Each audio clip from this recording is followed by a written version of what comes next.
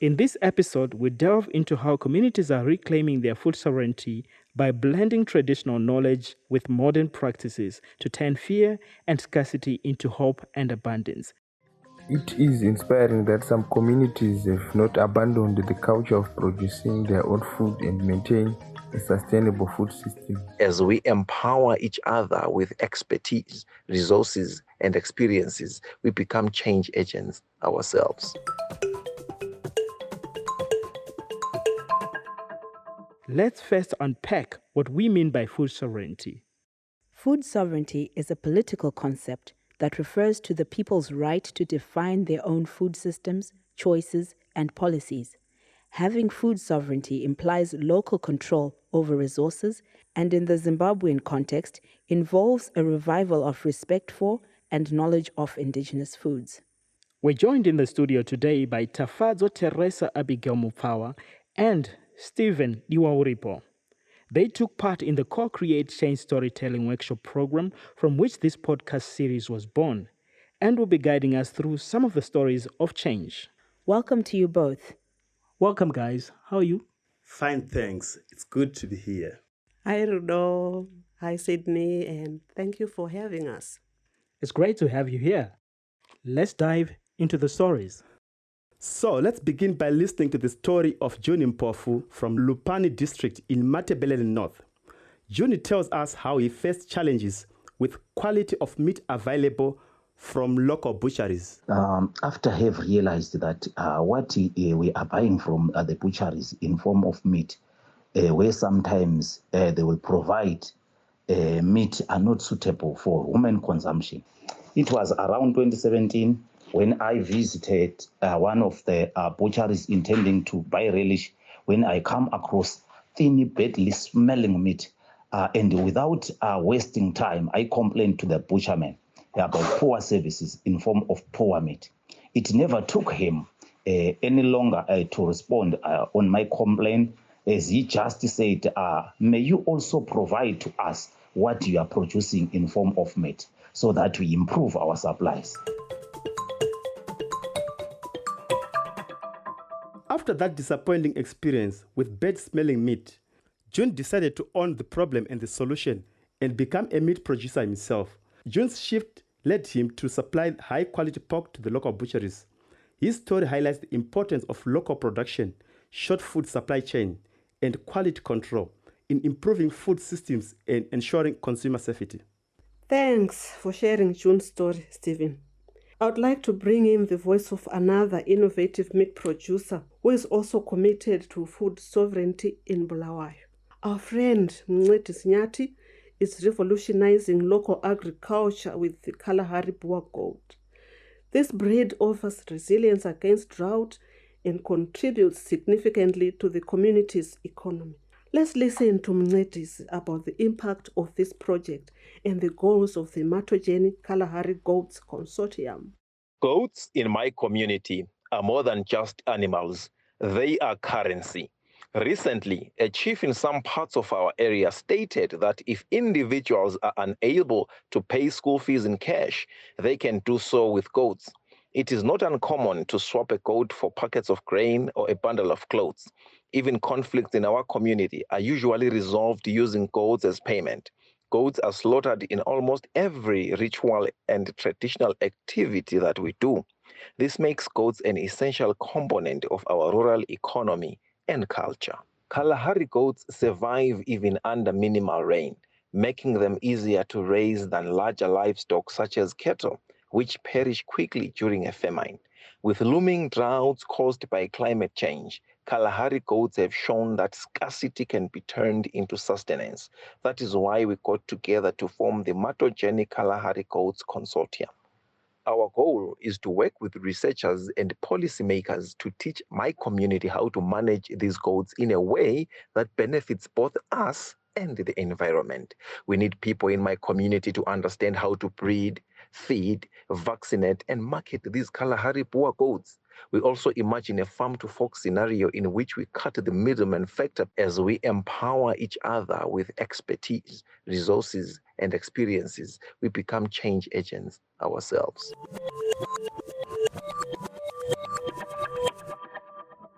Mncedisi's initiative demonstrates how this kind of livestock breeding can provide economic stability and resilience in the face of climate challenges. Furthermore, the values conveyed by the consortium are all about reclaiming sovereignty over the meat supply chain in their area. Yes, the value needs to be retained by the farmers instead of being squeezed out by powerful retailers, as is often the case. Now let's hear a bit about small grains. Matthew Mutete from Manicaland province is all about reconnecting with traditional small grains. Let's hear from Matthew about the benefits of traditional grains like rapoko and sorghum. Growing up in my rural homestead in Tanda area, the community and the people relied on food from our own production.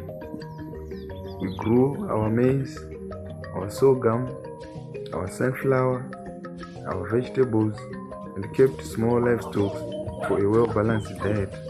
It is inspiring that some communities have not abandoned the culture of producing their own food and maintain a sustainable food system. In Shasha area, one of the driest parts of the country, the community has continued to use the priceless traditional knowledge system of seed saving and producing food with high nutritional value for their families.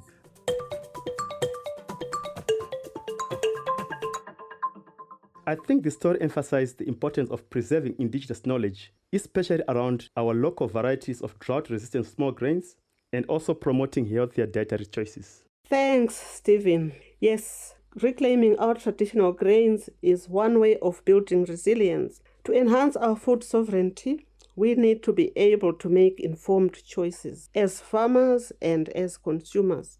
But how can we access the knowledge and information that we need to make these choices? In our next story, Skłodowska-Curie, a lecturer in the Plant Production Sciences and Technologies Department at the University of Zimbabwe, shares with us how she experienced a profound shift in her approach to horticulture after a 2011 visit to Domboshawa.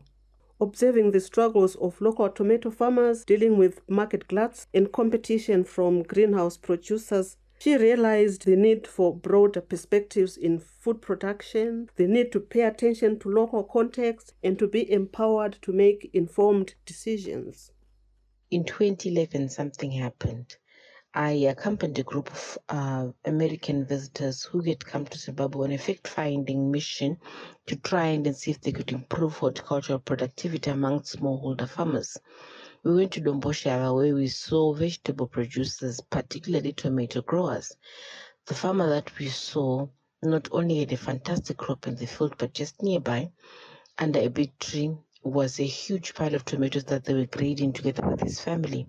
It was such a sad sight because you could see that a lot of the tomato was going to be lost due to the fact that they couldn't sell it fast enough. There was a glut on the market, as well as stiff competition from nearby greenhouse producers whose tomatoes were of better quality in terms of shelf life. So I asked the farmer, why won't you change? Why won't you look for alternative crops? And the farmer says, this is all I know. Tomatoes are in my blood. When I went back to the classroom, I changed the way I looked at things and the way I taught my students. I implored on them to do extensive market research, look into value addition, and always think outside the box when you do horticultural productivity.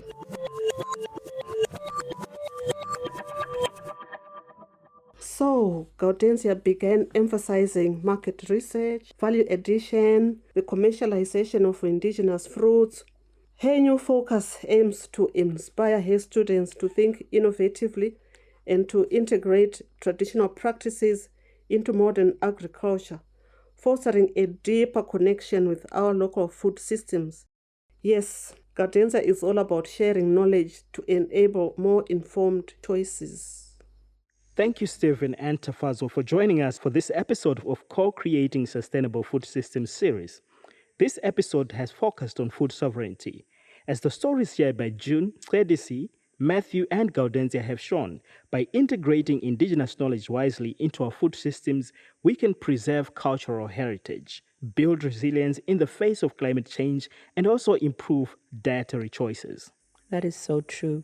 And value addition techniques and market research can build on this by reducing waste and supporting the economic resilience of smallholder farmers.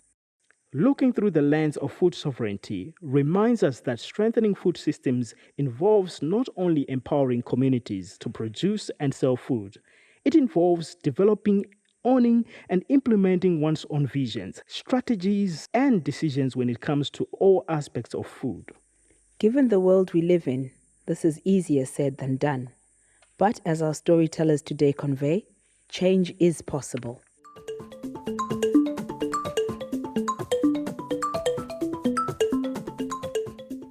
Our stories and experiences motivate the following recommendations to policymakers. Encourage and support research on the cultivation, commercialization, and consumption of indigenous crops and traditional foods to enhance food sovereignty and nutritional diversity. Promote market research and value addition for indigenous foods to reduce food waste and improve the economic viability of smallholder farmers. Support the adoption of climate-resilient farming methods and indigenous African breeds and varieties to build resilience in food systems under challenging environmental conditions. Foster collaboration between knowledge holders to develop culturally relevant, locally owned solutions for food security. And finally, we need to invest in community-based and community-led projects that leverage local resources to enhance local food security and economic stability while supporting informed choice and access to information.